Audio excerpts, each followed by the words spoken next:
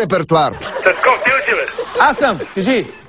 Ти ли си? Край, намери го. Гледайте сега какво става. Абе, ти като ти казват реклами, защо спира всичко реклами? Така като казват на другите, че това трябва да се върши, това трябва да върши. Същия си ти покуп.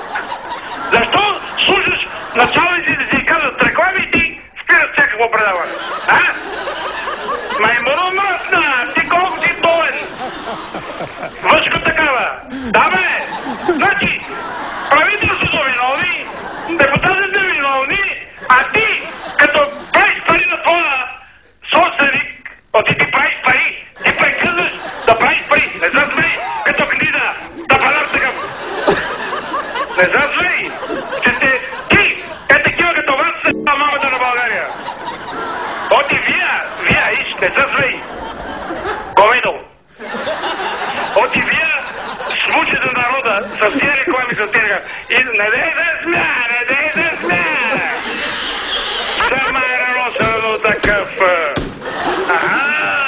Оти, тя трябва да видите да ги направите, какте мамата на държавата. По едно време мислехме да го прекъснем и да кажем нещо, ама срещу товарния влак застава ли се? Бягай, че се връща. Аз ще дойда там в студиото. Ма сега не мога да дойда, че имам ремонт. Заете човека. Трябва да се обади в още няколко телевизии. Мълчиш.